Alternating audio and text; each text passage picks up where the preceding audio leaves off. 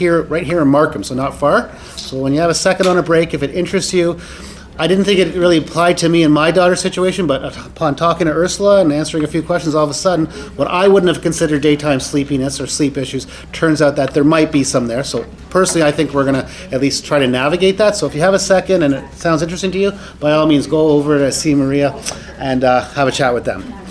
Okay, I know you don't like big introductions, Patrice, but Patrice Carroll is the director for Prader-Willi Syndrome Services at Latham Latham Centers in Cape Cod, and she's just been involved forever. She is a wealth of information about behavior, so we talk a lot about future therapies and education and finances, but if you want to talk to a behavioral expert, someone who probably has the most experience that I know with individuals with Prader-Willi, this is your lady. She's the pro. Without further ado. Thank you, sir. All right, let me just see how hi, can everyone hear me okay? We good? Okay, so here's what we're gonna do. We're gonna run through just a few slides talking about some of the most challenging behaviors, really why those happen. And then we're gonna open it up and just talk about whatever you guys wanna talk about. So that's how we're gonna do this. So, your children are some of the most amazing children in the world. And you're waiting for me to say but. There isn't one. Your kids are incredible. There are really 3 deficit areas that keep your kids from living their best, highest quality of life. And that's what we're gonna talk about. So, oh, it works. It's amazing. The first one is executive functioning disorder. So, your executive functioning is everything that you need to do to start a project, to do what's in the middle, and to end it. Everything from getting ready to go to work in the morning, to planning a wedding, and everything in between. In order to do that, you need to know how to organize, how to expect how other people are going to react to you, how to reprioritize if something goes wrong. All of those things are major struggles with someone who has executive functioning disorder. People with PWS have executive functioning disorder. So giving them a task and expecting that they're going to know how to do that, even if it's a fairly simple task, you're asking too much. And I think one of the things that I want you to hear more than anything today is that we expect people with PWS to come to the table with the same set of skills that we have, and they don't, and it's mean. It's not fair for us to expect them to be able to prioritize, to be organized, to have an understanding of how their acting affects other people and how other people might react to how they're acting. This is not a choice. The behaviors that you see are not them choosing to be difficult or to be inflexible or to act in a way that we see as inappropriate. This is the way their brains work. These are not choices they're making. In fact, if they had a choice, they would be perfect because they want to be the best son, the best daughter, the best employee, the best student. That's in their core. They are rule followers. They want to be the best. And then this stuff gets in the way. So when we're talking about executive functioning disorder, understand that when anxiety is heightened, all of the things that we see that are in the way when you have executive functioning disorder get worse. So you might notice that you have a child who can do their shower, no problem. They know how to get in there, wash everything, get all rinsed off, dry off, get dressed, no problem. And then all of a sudden they're not. And the first thing some people think is they're being manipulative, or they're just trying to make things difficult for you, or they're being non-compliant. All those things that come through your mind. None of those things are true, not usually. Usually, this is because their anxiety is heightened, so their executive functioning disorder is worse in those moments. So make sure that you have a way to give them a list of what they need to do without this power struggle that you're going to get into. So have them write out the list of what comes first, what comes next. Have this ready for when you have those moments of all of a sudden they're not able to do something that they've always been able to do in the past. Check to make sure there isn't something that's heightening their anxiety and making their executive functioning worse. So one of the things, and I think it's on the next one, yeah. One of the most important things to remember about executive functioning disorder is that people with executive functioning disorder hear the last thing that you said. Communication is so, so important. Here's the scenario. You have a child who is going on some sort of an outing with you and the family. They want to go, they're excited to go. They come up to you and they say, I can't find my coat. And you say, no problem, I know exactly where your coat is. Your coat's hanging on the back of the door. Go grab it, because we're leaving in 5 minutes. And all of a sudden, there's a behavioral incident. And you're thinking, all I did was tell them where their coat was. No, you didn't. They came to you and said, I can't find my coat.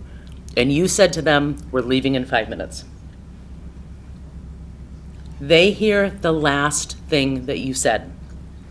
Communication needs to be so clear and so short.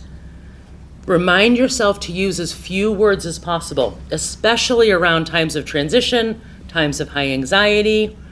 Use as few words as possible, and when you think you're using the fewest words you can, use even less. Wait. Let them process the information. Let them do whatever it is that you need them to do. Then say something else. And that's not the way that we talk. It's a different way. We like to talk, and we're conversational, and we talk too much. We talk too much. As a group, we talk too much. I can't find my coat. It's hanging on the door. Stop talking. That's it. You know they're going to ask you the follow-up questions if they have them. You know that. So, I can't find my coat. It's hanging on the back of the door. Stop. That's all you have to say. When you keep talking, they didn't hear that it was hanging on the back of the door. They heard we're leaving in 5 minutes. So many problems could be avoided if we learn how to communicate better, crisper, shorter. Really, really important. So, the next is sensory processing disorder. So, this comes out in a number of different ways, but I'm not going to spend tons of time on this, but what this comes down to is that there are things that we experience if we don't have sensory processing disorder all day long that we can ignore. A light flickering, a noise outside. There is some kind of noise outside right now. If you listen really hard, you can hear it. If I had sensory processing disorder, that's all I would hear. I wouldn't be able to focus on anything else. This isn't a choice. If you have sensory processing disorder, you are going to focus on something that's distracting you, and that's all you're going to be able to focus on.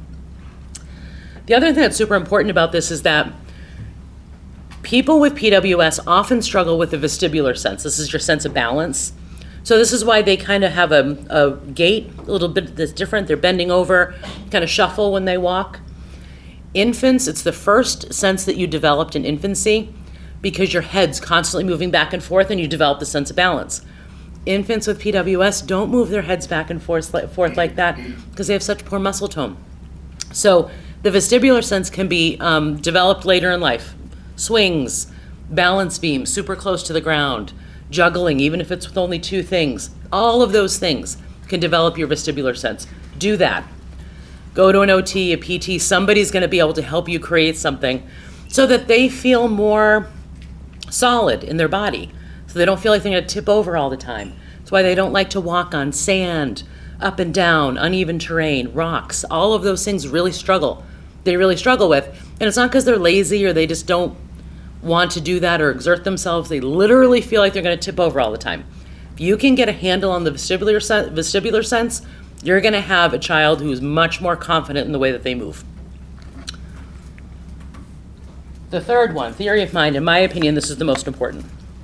Theory of mind is a developmental process that occurs naturally in children, usually around age 3 or 4.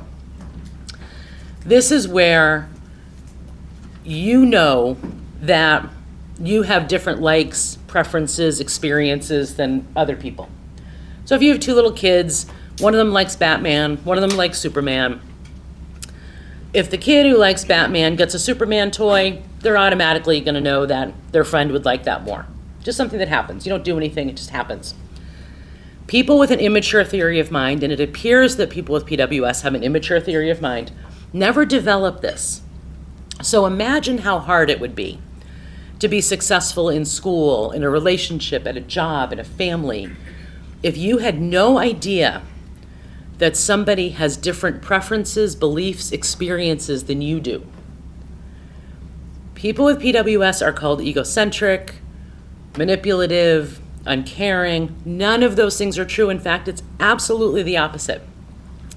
But if they haven't experienced something, they can't tell you what it would feel like.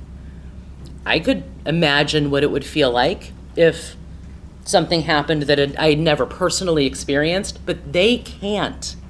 They're not choosing not to care about how somebody feels.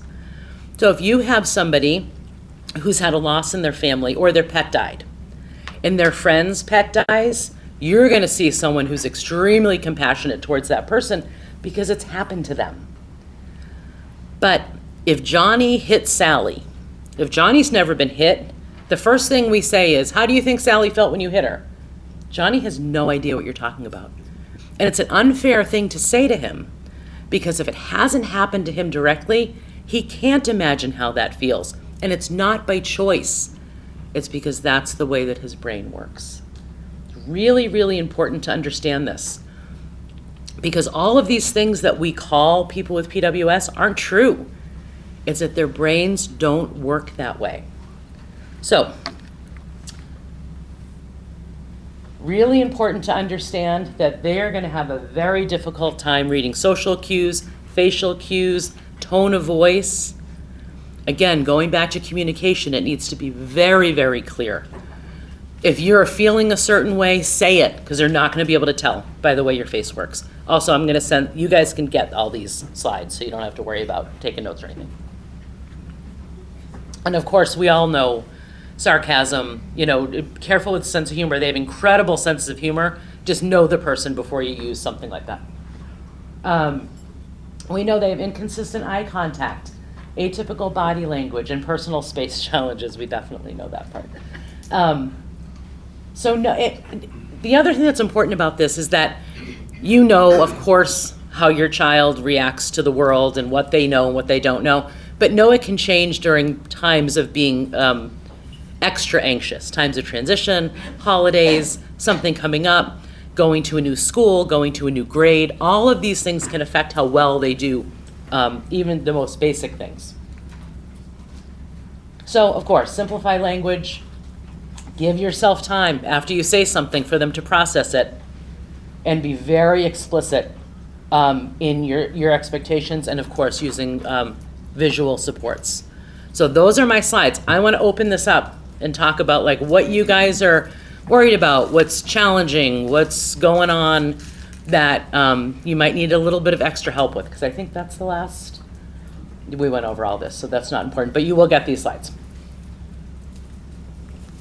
Okay, what do you guys got? Yeah. So, I wanted to ask you a question about executive functioning. Yeah. So, my daughter Brooke is 14. Yep. And literally in the last week, she went from being able to do most anything Yeah. with, 15, 20 minutes worth of time to just nothing, almost, where she has taken, as an example, last night to get ready to come here today, I had asked her to do 3 things. 1, get an outfit ready for today, Yep. which normally is not a problem. 2, find her bathing suit, get a towel, and 3, just get her phone and purse together. Yeah. And it took her till 4:30 this morning. Sure. Yeah. And it's never happened. We can go to our family cottage for a weekend and I can just send her a list of do this, this, and this, and maybe in an hour, 2 hours, she'd get it done. But this is, and there's a lot of repetitiveness. Yeah. Not being able to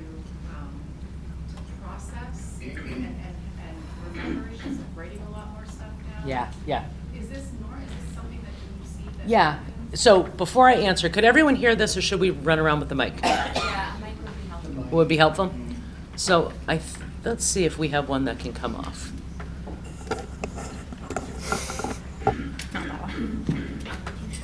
Thank you. So I'm just going to summarize.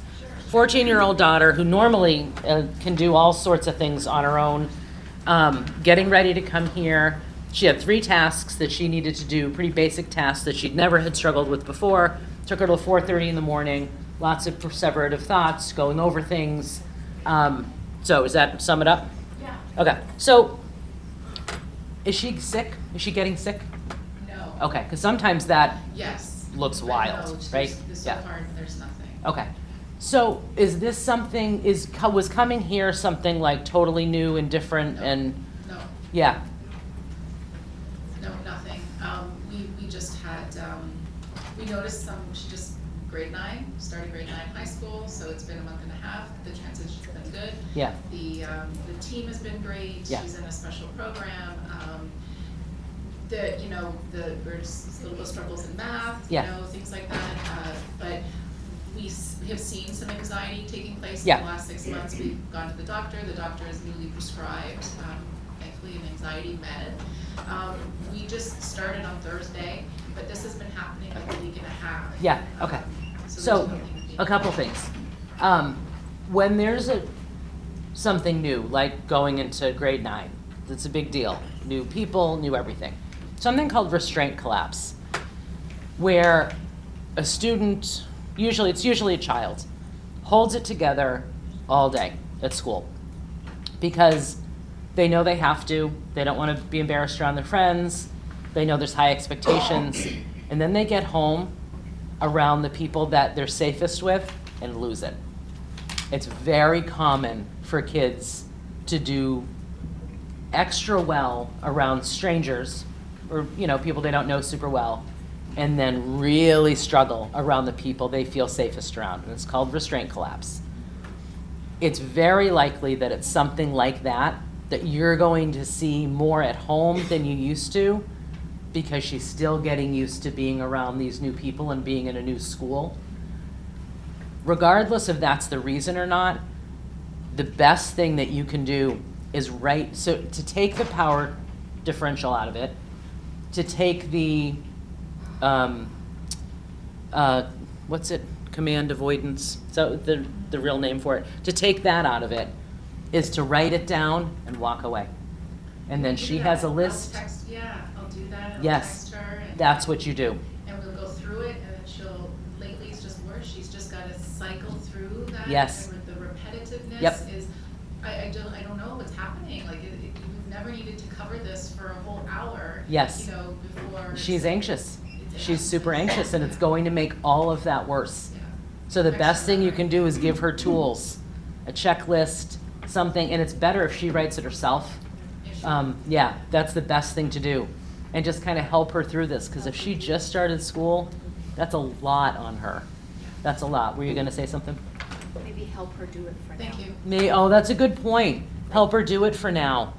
Just Well, she won't let you. Yeah, okay, yeah. Like, for example, just over lunch, she actually had an accident. Yeah.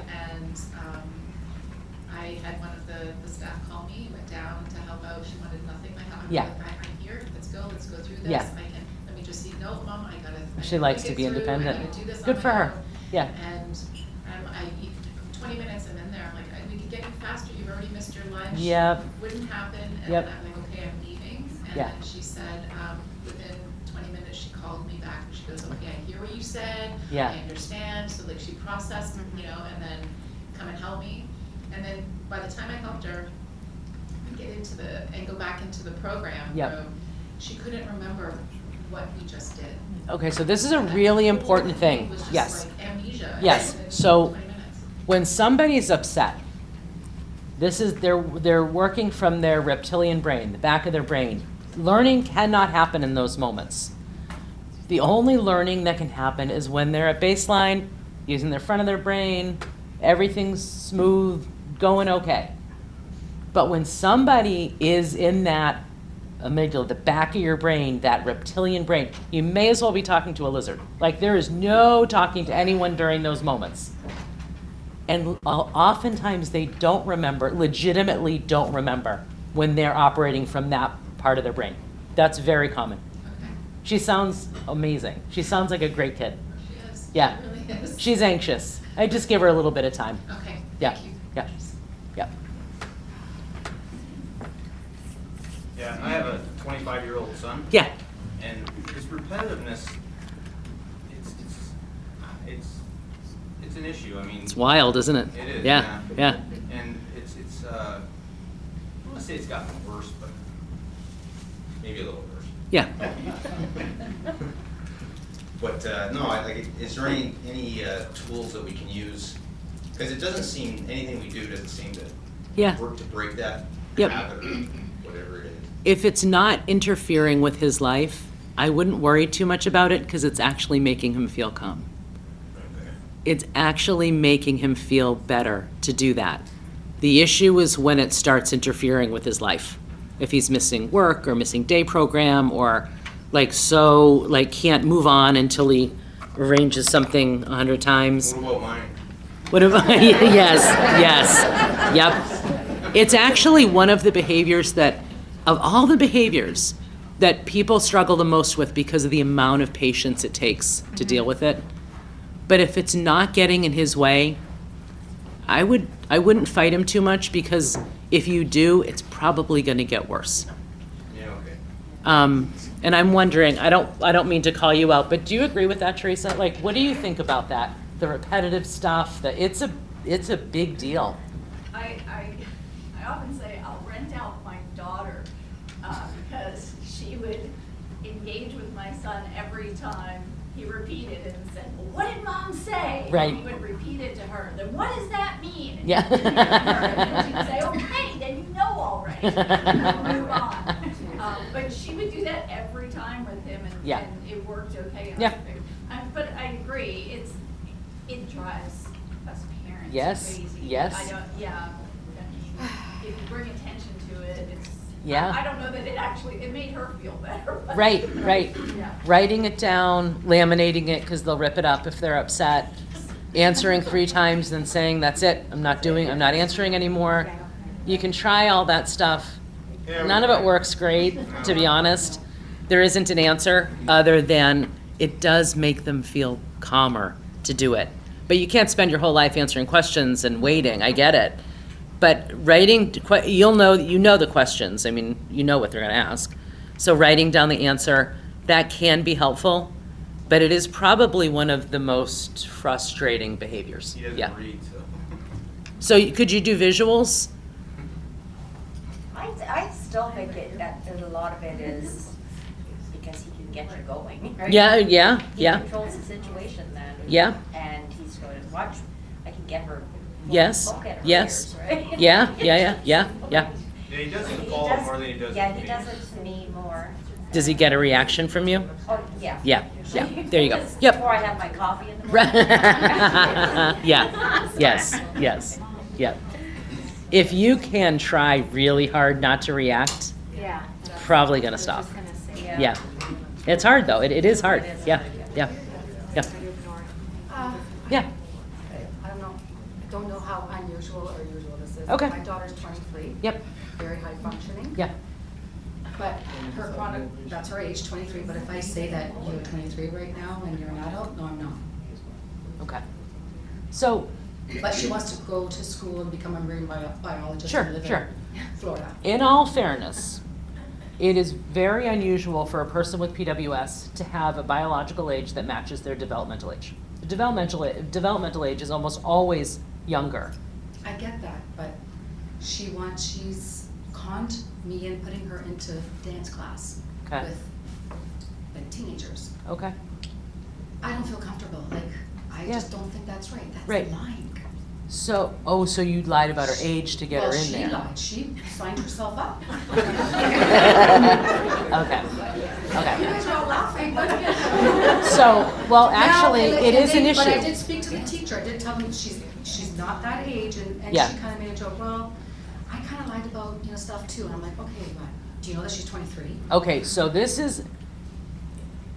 would be a very big issue if she was a boy. So, And this is what she said. Yes. I'm not hurting anyone, Mom. but if she did hurt somebody, legally, she is an adult and they're children. So, God forbid she did something that could be seen as sexually inappropriate, that's a very big deal. I don't see that. No, I get it. I Like, I don't I see would that just at be all. careful about, even if her developmental age is as a teenager.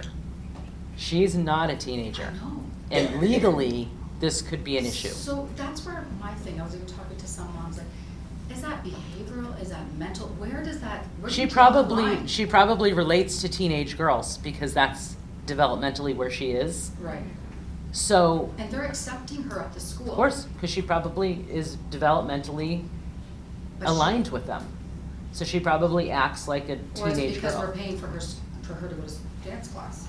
That could be it too. That could be it too. Like, I don't know. It is hard, so it's tricky because if you have somebody who's 23 who developmentally is 15, 14, 15, 16, you do want to find things that they like, that they can do, that they can have She's friends pretty with. active. Yeah, I know, but it's, But it is an issue because legally she's 23 years old. right. So that is an issue. I want to go back to what you said, that she conned you into this. Yeah, So very manipulative. She called them, I get it. But you're in charge. I know. You're in charge. And I think that's something that it's going to be hard for you to do. But if it's something that you're not comfortable with her doing and she's in your house, Yeah. she shouldn't be doing it. And that's tough. That's a hard line because there's going to be fights. Well, it's gonna have to come from the school and say they can't. And you might have to do that. You can't, Get ahead of or it. someone Because, from I mean, we your have manager. people who have called and gotten, jobs at different places or applied for credit cards, and the parents have to step in and then call those people to say, I know, we had someone who got the estimate on a roof to be put in. And they were 20-something years old, so I then know. they came out to put a new roof on, and the parents were like, no, it's like $80,000, you're not putting a roof on my house. But instead of going to her, because it's gonna be hard for her to understand this, you are going to have to go to the school and say, I'm not approving this. Yeah. And it might have to come from the school. Okay. Yeah. And that's okay to do. That's okay to do, because before anything, and of course, having friends and being social and all those things are so important for quality of life, but not before safety. Safety has to be the first thing that's on our mind. Yeah, for sure. Yep. Yes, go for it. You guys fight it out. Just one thing Carmen said about, a reference about, worries about sexual predation or whatever. Yeah. So our daughter had a big win. She made a real friend, a neurodivergent individual, but a real friend. Good. That friend and their family were like, "Oh, can we get on Kids Facebook, Kids Messenger?" Yeah. Finally, my wife relented and got on. And she's 12, and the boy was 11. Yep. And she immediately, first night, second night, I thought, this is great. She can sit on the computer and chat with a real friend for an hour a day. And she immediately went to, what exactly did she say? Show me your penis. Yep. And Yep. then Yep. she didn't realize Jen was getting all the messages. So do you, besides this is for all parents as well that have older children, is there guidelines? Like, my natural feeling is that my kids are not getting cell phones or social media until they're 16, maybe 18. Yeah. But I want them to kind of navigate the Yeah, world. yeah. Are there recommendations? Is this common? Yes, it's 100% common. And did he do it? Oh, did he? And then his dad Good. friended us. Okay, well, that's not very nice, but here's the thing. A lot of times, kids, especially around that age, are doing what they think big kids do, right? So she probably heard it somewhere, some kid probably said something to her at one point, and she thought that's what you do when you have a friend. So it's just a lot of teaching, like, okay, you don't ask to see that, right? Even if you want to, even if you're curious about it, there are other ways. We have to be able to teach kids from a pretty young age about boundaries, about sexuality. And sometimes with these kids, we go, I don't think they're gonna be able to handle that. But you kind of have to do it anyway. So she's curious, she has a friend, she probably thought he was cute, and thought that's what you're supposed to do. So it was actually pretty good learning for her to say, like, yeah, I know you were curious. I know you're interested in this guy. Here's a different way that you can tell him you're interested, rather than asking for a dick pic, right? I'm still friends with them. Good. Yeah, good. Yeah. So actually, there's. Yeah. I don't think that's when this would be a huge deal. A huge deal is if she was 19 and he was 12. Yeah. Oh, yeah. That would be, and especially if it was a boy asking. Like this, that's what I'm talking about. Like you can get into real legal issues.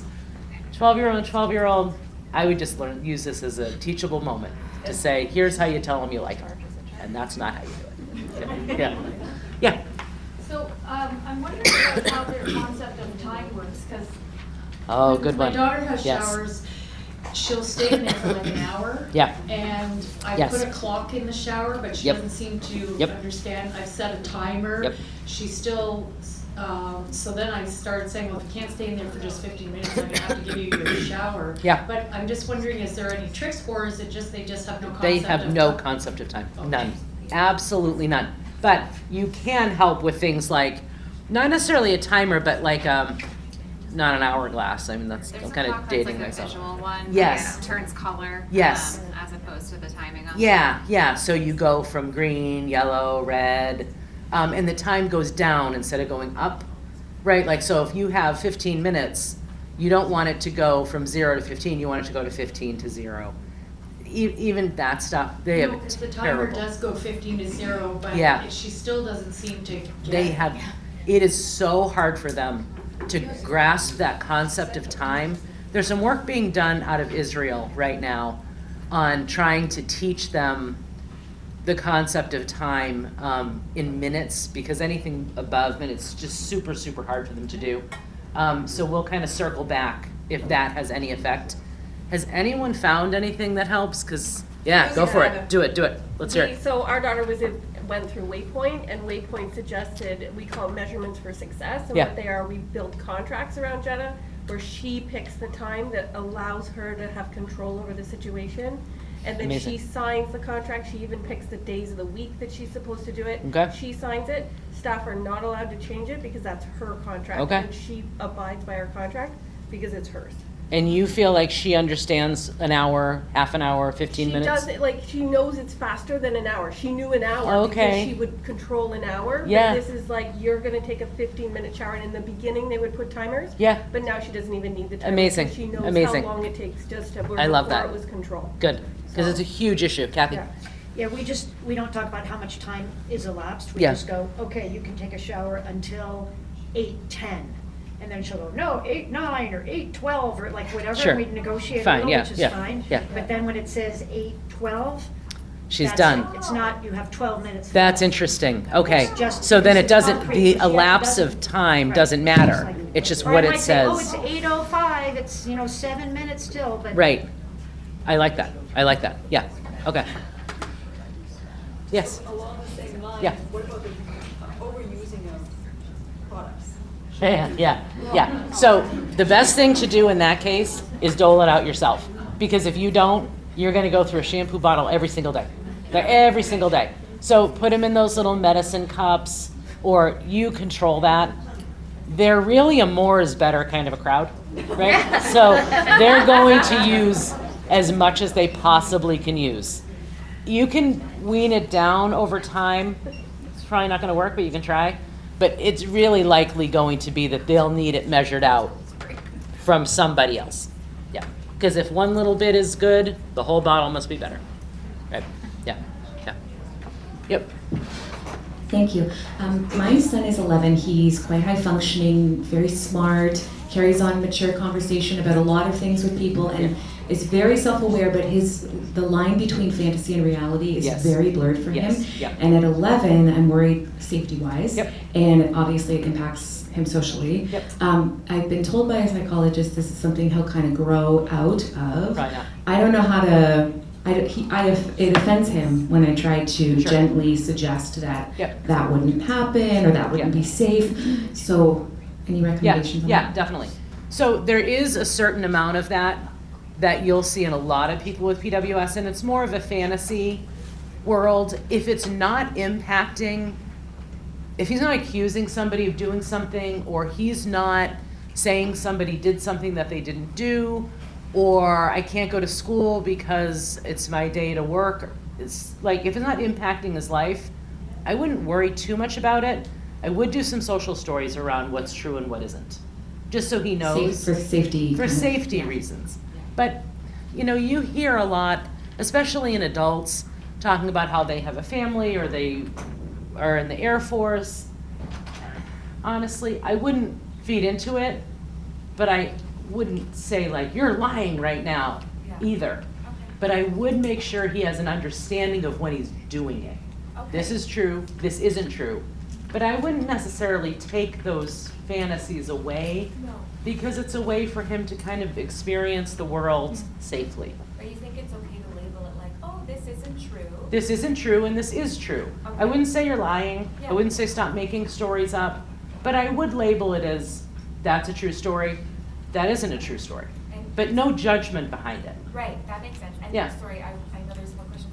No, it's fine. But just like, that does offend him, so should I just kind of let it go if it's starting to go in that direction? I would, unless it's impacting his life. Yeah, okay. Yeah, yeah, yeah. So, my daughter, she has a hard time in the playground, for example, to make friends. And Yeah. sometimes she is having imaginary friends in the playground. Yes, yeah. I know it's awkward, the kids are seeing her and so on, but how should I stop the behavior? How should I do about this behavior? So what's the behavior you want to stop? Basically trying to make friends and stop having imaginary friends. Yeah. on the playground. I actually wouldn't try to stop that. I would help her learn social skills. And there are some really good programs out there that teach social skills.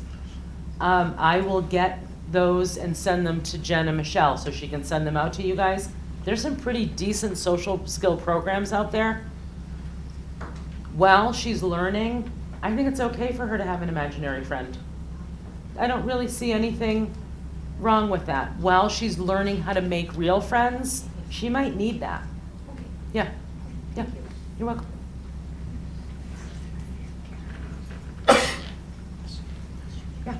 So I have identical twin boys who are 5 years Oh, old. sweet. And very similar in terms of like the fantasy and that. Like, Yes.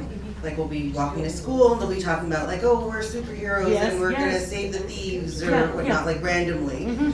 Like at that age, would you also approach it the same way? No. Would you tell them like this No, is? you know why? Like, Because Yeah. sometimes it's PWS and sometimes it's 5-year-old boys. Yeah, exactly. I which don't is- think that's a behavior. I think Okay. that's a 5-year-old boy. Okay, I wanted to Yeah, make sure of yes, that. nope. And then just a recent example. And that's actually really developmentally appropriate, and they'll learn a lot from that, from Okay. doing that kind of play. Okay. I would actually encourage that from them. Yeah, that's the feedback that I've received, Mhm. but I was just Yeah. curious because there was the example there. Yeah. And then, so they're in senior kindergarten, Yeah. and we went on a school trip yesterday, both my husband and I Yeah. went with them. And then, so the feedback that we're getting from the teachers is that usually, like, they're very, like, social. Yeah. They'll jump and talk to everybody, they're Yeah. very talkative, all that stuff. We went to a farm, Yep. and Dad and I were present, and then they were not social at all. Actually, so Yeah. the school was very surprised at the fact that they were just clinging on to us. Yeah, They yeah. weren't talking to their friends. Yeah. In fact, actually, they didn't want to go close to their friends like they normally do. And so the EA was trying to assure me that like the feedback that they've been providing me is real and that they are very social when they Yeah, go to class. yeah. And I just thought, is that something to be concerned about? No, Should we not they're be probably volunteering overwhelmed. anymore? That Like- really sounds like 5-year-old boy to me too. Oh, They were okay. probably overwhelmed and just Okay. got a little shy about it. Okay. So they're gonna be more social and relaxed around things they know. And this was a new situation, a new place with new people. Okay. No, I wouldn't be concerned about that at all. Okay. And we can still volunteer. Yes, Okay. yes, yeah. Yeah. I wouldn't think twice about that, yeah. Okay.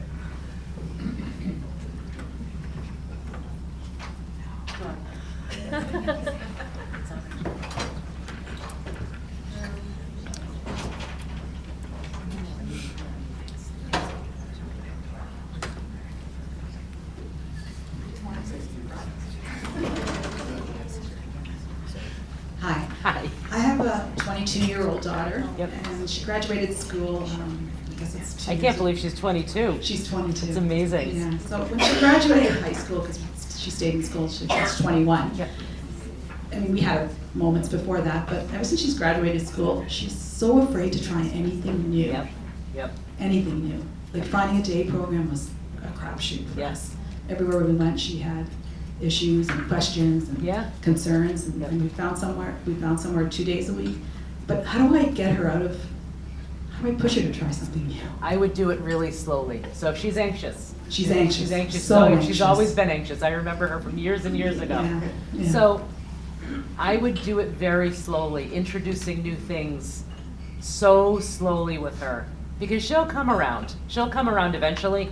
But something for someone who's anxious, who feels like they need to control everything in their environment because that's how they feel like they'll feel better, introducing them to a new place is so overwhelming for their brain. This is true for anyone with an anxiety disorder. But then put PWS on top of it, where they can't really tell what other people are thinking or feeling. They don't know how people are going to react to them. They can't really make that connection. That's a big ask. So I would just introduce new things slowly. Go to the place in the car and park outside. A couple days later, maybe, walk inside for a minute, come back out. A few days later, like really slowly. Show a video of what it looks like inside, of the people. Have the people come to the house to meet her. Like just small, tiny steps. Because that's so much for her brain. Yeah. I think we're at time. We good? All right, we're good, guys. Thank you so much. It was so nice seeing everybody again. Thank you.